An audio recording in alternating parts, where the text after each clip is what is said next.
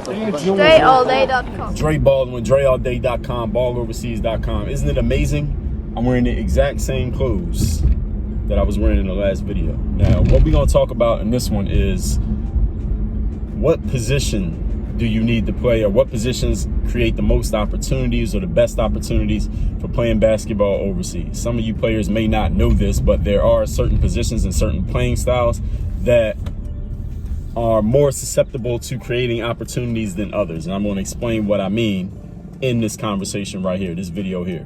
So the first thing is this. As I told y'all in the previous video, I worked out with a team once in Germany.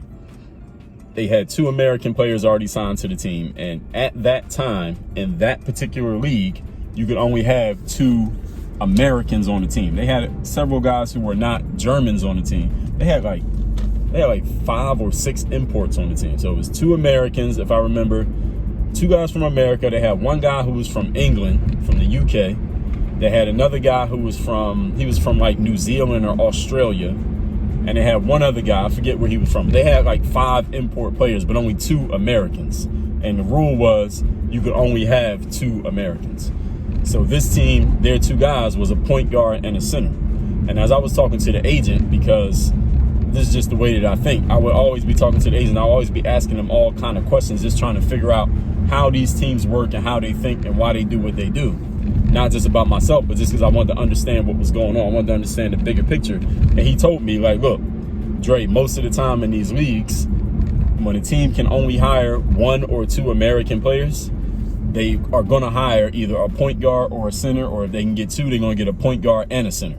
So the coach wanted me, and I told y'all in this previous video, but I'll tell you again, his client, one of his players, was their center on that team. So that's why when he brought me, the team was willing to let me practice with them I practiced with them for a couple weeks, because I was his client and one of his clients was already signed to the team anyway. So they're like, cool, we'll let this guy practice with us. But the point guard, the American point guard on the roster, was not this agent's client. And he was trying to get me to take the point guard spot. So he wanted me to kind of outshine the point guard. He didn't tell me that, which he should have. He would have told me that, then I just would have went at the point guard and like try to carve him up. But I was actually being cool with them. And the way that we was practicing, a lot of times the coach was putting me on the same team as the point guard and not even putting me at the point guard position, because the UK dude was a point guard. He wasn't very good at all, but he was signed and he was the point guard. I was kind of playing like the all-around role, like the Scottie Pippen type role, rebounding, scoring, passing, playing D, just all-around type game, because that's just what I did. And that was just the natural way that I played, at least at that time. But I'm telling you all that to tell you this. When a team, as I already said, can only sign 1 player or 2 players, they're usually going to go for the point guard or center, simply because, or this is what they did. Actually, let me back up.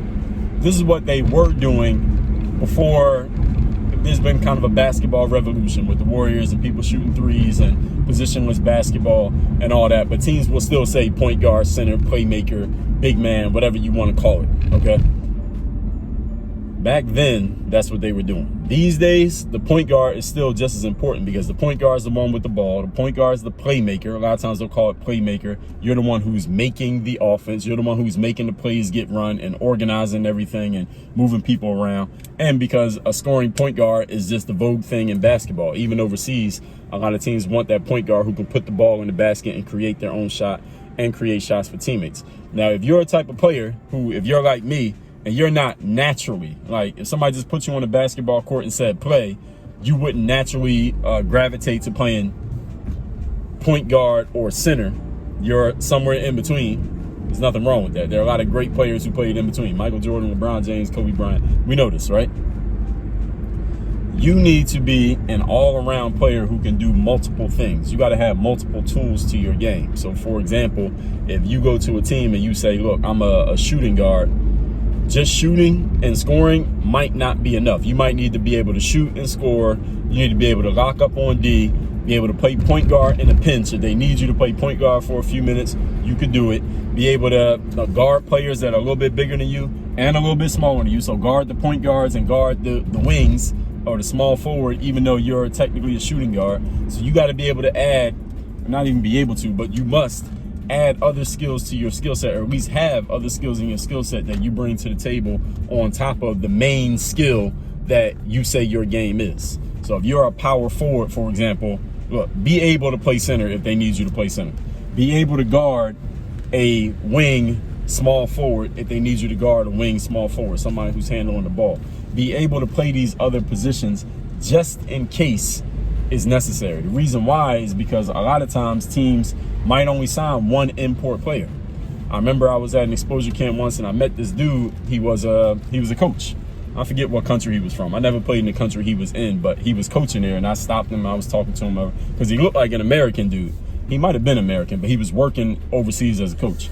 And I was asking him, you know, what type of player are you looking for? And he was like, man, I'm looking for somebody who could do everything. He's like, I need an all-everything type of player.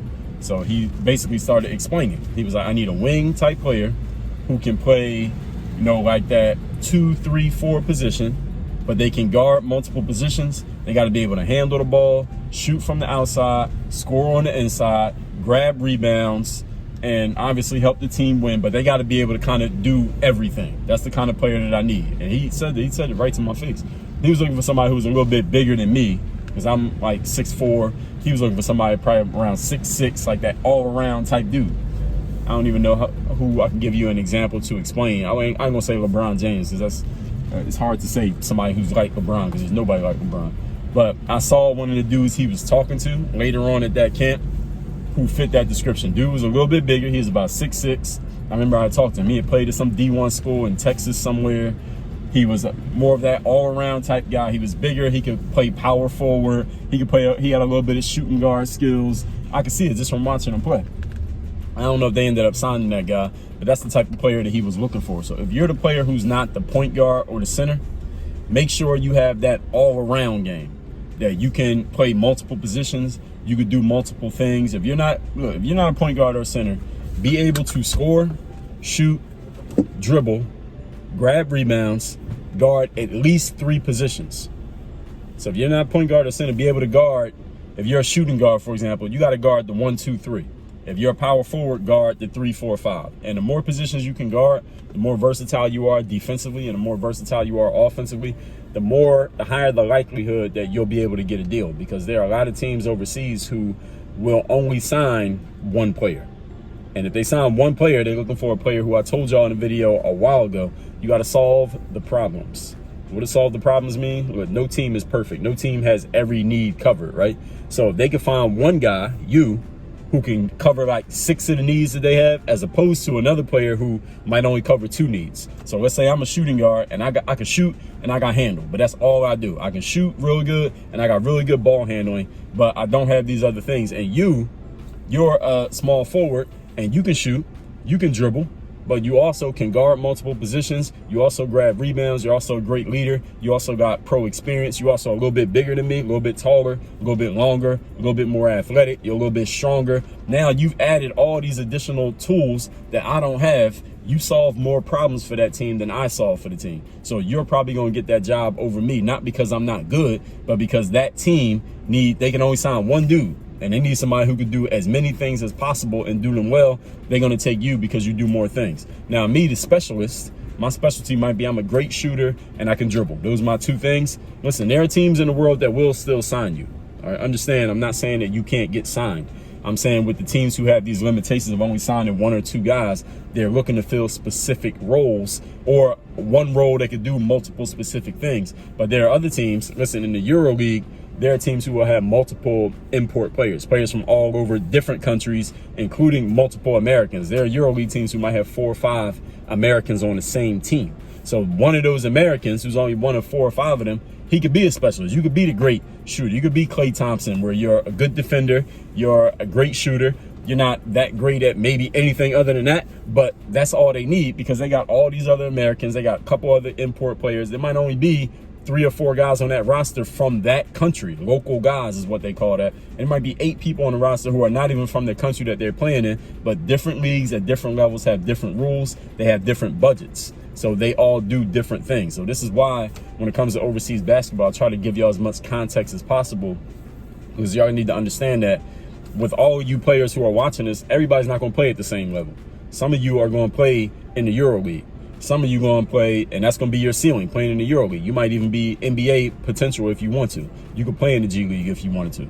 Some of you are going to play in the second division in some country, and you're going to be good at the second division. That's where you're going to be. Some of you going to play third, fourth, fifth division. Some players might play at the sixth division, and that's as far as you're going to go. So I try to give as much context as possible, because I don't want to only be talking to players at a certain level, because there are so many different levels of overseas ball. And again, you'll have to understand, remember, every country is a unique country. All right, so whatever's going on in Greece, Spain doesn't care anything about what Greece is doing, and Italy doesn't care what Spain is doing, and Montenegro doesn't care what Serbia is doing. They all do different things in their countries. Australia doesn't care what anybody else is doing. They all have their own leagues and their own ways of doing things, and their own rules and their own standards, and all these different things, and their budgets. Teams have different budgets. Some teams have a big budget. Some team might have a much smaller budget, and they could be in the same league.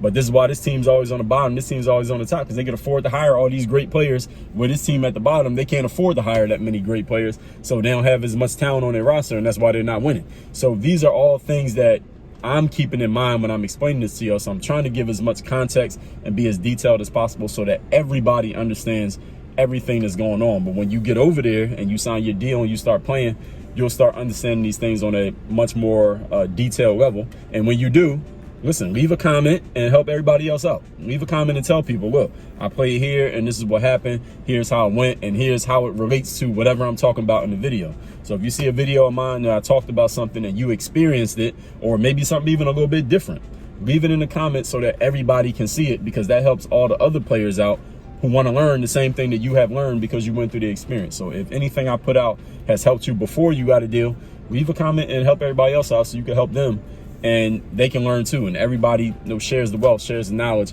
and gets better. Because the only reason I'm making these videos is to just help y'all get on. Because when I was trying to get on, I didn't know anything. There was no, YouTube wasn't even out yet, and there was no information. There was no books, no free downloads, none of that. So that's why I make the videos, I make the articles, I put the book out, I make the free downloads so I can help y'all get to the next level. And oh yeah, when y'all see what I got coming next to get y'all all the information, listen, we going, just stay tuned. All right, let's just say that. I ain't gonna talk too much. I talk enough when the camera's on. I ain't gonna talk too much about what I'm gonna do off camera. Just stay tuned. I got a lot more coming y'all way. If you're not on my email list, if you haven't been getting my emails about overseas ball, go to balloverseas.com/46. There's a link right down there. Download the free PDF. Read the PDF. It'll take you 10 minutes to read through the whole thing. Maybe 20 minutes. But then you'll be getting my email so that you get all the information I'm putting out, so you won't miss anything. Work on your game. Dre all day.